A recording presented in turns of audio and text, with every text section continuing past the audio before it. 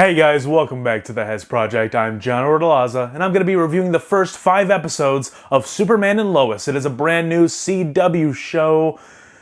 Let's talk about it. I'm going to be real for a second. Not that I'm never real, I'm always real, but I did shoot a reaction to this trailer when it first came out, and I didn't like the video because I didn't really have a reaction to it. I just thought it was bland. The trailer was not very good. But I finally sat down to watch the show, and I liked it. That first hour-long episode was incredible. So I sat back for the first 5 weeks and let those episodes drop so other people can watch it. Let me get their thoughts on it, because I was really concerned that it was just going to be another one of those CW shows that I once loved but got sick of. Because I was a big DC CW guy growing up in my mid-teens. I'd watch Arrow, Flash, Legends of Tomorrow, Supergirl, all of them, whatever you want.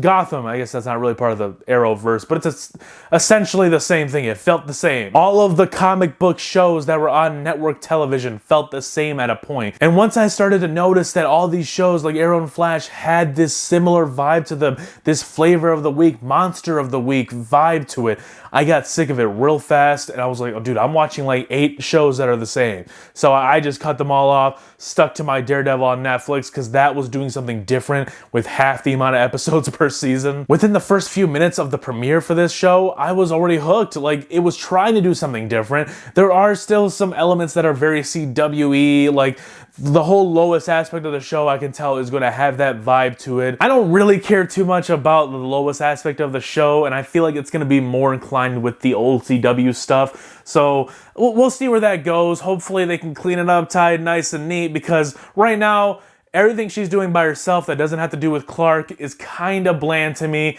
And when it is semi-Clark important, she kind of just presses a button and he shows up to save the day. I really hope that doesn't become a habit with her and anything that their kids get involved in, because that's a MacGuffin that they gotta fix, and I hope they just don't go with it at all. So yeah, Clark and Lois have kids in this show, and at first I'm like, I don't want to watch a drama where Superman has kids. He's gotta keep his identity from his kids, and that just doesn't sound like a thing for me. But it's just how that first episode introduced the idea of the show to me.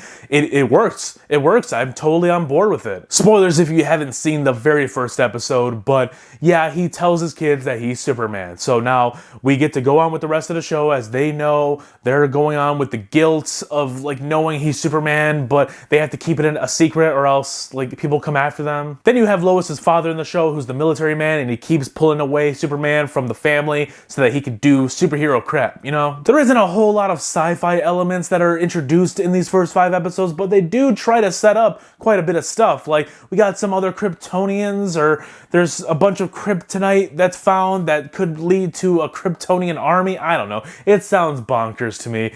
Then we also get an introduction to the version of Lex Luthor for this show. He is an African American in the show. I have no issue with that. I'm not going to pretend like I know what I'm talking about. Look, I don't know anything about the lineage or heritage about Lex Luthor in the comics. All I know is that they race swapped him here. That's fine. When it comes to Superman, though, in that new film that they're developing right now, that's a topic for another day. The score in the show is actually really good. It's not as awesome as John Williams' original Superman theme. It's not as epic as Hans Zimmer's Man of Steel theme, but it still captures the Superman vibe. It's still awesome, and it captures justice and all that. It makes me feel hyped to see some Superman go down. Yeah, the 2 boys, Jordan and Jonathan, in the show, their side of the plot feels very teenage show, Degrassi type crap. It's not too bad, but I can tolerate it because I like the characters. They're interesting. They're fun. The daughter of Lana Lane, she's cool too. Yeah, I like seeing them interact in the high school. That's fun. Around the second episode, we start to see Jordan develop some powers. They could be heading towards Superboy territory. I don't know. All I know is I've seen plenty of Comics Explained videos, and I am all for Superboy Prime to be on the big screen. I would love to see that. I would say the cinematography was the deciding factor for me to jump back into a CW DC property, because it stands out so much from the Arrow Flash stuff. It looks like a film. It's shot like a film. Some of the action scenes, the way that they're framed, feels like Man of Steel. There's this one shot of Superman getting shot right into a building. There's smoke everywhere, and he just walks right out of the smoke, flies up into the sky. Dude, it was shot, and it felt like Man of Steel. It was insane. Visual effects and CGI in the show is also really really good. Like, it doesn't stand out anywhere as bad as Jupiter's Legacy, but it's not that bad. It really does stand out, and it makes the other shows like The Flash, makes them look like garbage to me. Overall, I think if you enjoyed Arrow, Gotham, Flash, you're gonna really like Superman and Lois. It's Superman brought back down to the small screen. I know, he should be a big screen player with a multi-billion-dollar franchise. He really should be. Unfortunately, they don't know how to do that correctly, so we get this for now, and that's fine. Clark Kent and Superman are played by Tyler Hoechlin in this show, and he does a phenomenal job in my opinion. He's like a perfect blend between Christopher Reeve and Henry Cavill. I know that's hard to explain, but the show is very dark. It's got some dark elements to it, but it also has the lightheartedness and the hopefulness from Christopher Reeve's Superman kind of just inside Tyler Hoechlin. And that's the best part about this show, is that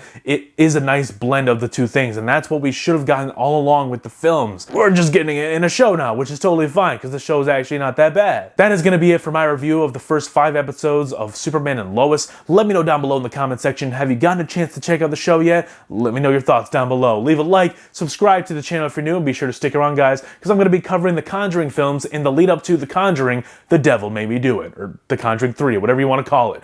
I'm also covering Star Wars The Bad Batch right now. We got about 15 weeks left. It's going to be a long season, guys, so I'm excited for it. Stick around the channel. There's always more to come.